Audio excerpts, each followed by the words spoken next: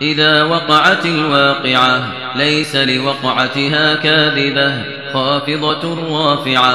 সূরা ওয়াকিআর ফজিলত রয়েছে।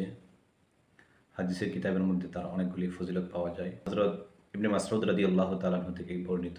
আন ইবনে মাসউদ রাদিয়াল্লাহু তাআলা আনহু قال قال رسول الله صلى الله عليه وسلم من قرأ سورة الواقعة في كل ليلة لم تصبه فاقة أبدا।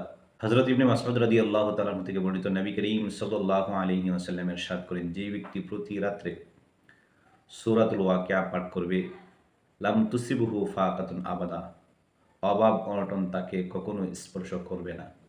এই জন্য ইবনে মাসউদ রাদিয়াল্লাহু তাআলা আনহু বলেন, আমি এই হাদিস রাসূল থেকে শোনার পরে আমার ফ্যামিলির কন্যাদেরকে আমি আদেশ করেছি যে তোমরা প্রতি রাত্রে সূরা ওয়াকিয়া অবশ্যই পাঠ করবে।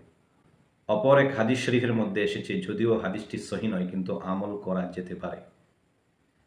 নবী করিম সাল্লাল্লাহু আলাইহি ওয়াসাল্লাম ইরশাদ করেন, তুআল্লিমু নিসাআকুম সূরাতুল ওয়াকিআতি ফাইন্নাহা সূরাতুল গনি। নবী করিম সাল্লাল্লাহু আলাইহি ওয়াসাল্লাম ইরশাদ করেন, উম্মতেরা তোমরা সূরাতুল ওয়াকিআ তোমাদের কন্যাদেরকে শেখাও। ফাইন্নাহা সূরাতুল গনি, কারণ এই সূরাটা হলো সম্পদশালী, অর্থ উপার্জনের একটি সূরা। আমাদের এই ক্ষুদ্র জীবনে অনেক সময় অনেক অভাব অনটনের সম্মুখীন আমরা হয়ে থাকি, অনেক আপদ বিপদ মুসিবতের সম্মুখীন আমরা হয়ে থাকি।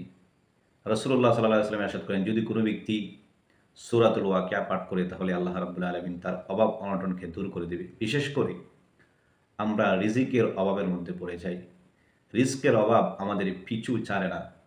রাসূল সাল্লাল্লাহু আলাইহি ওয়াসাল্লাম বলেন, যদি রিজিকের অভাব চলে আসে তাহলে সূরাতুল ওয়াকিয়া পাঠ করো, আল্লাহ রাব্বুল আলামিন তোমাদের রিজকের মধ্যে প্রশস্ততা এনে দিবেন।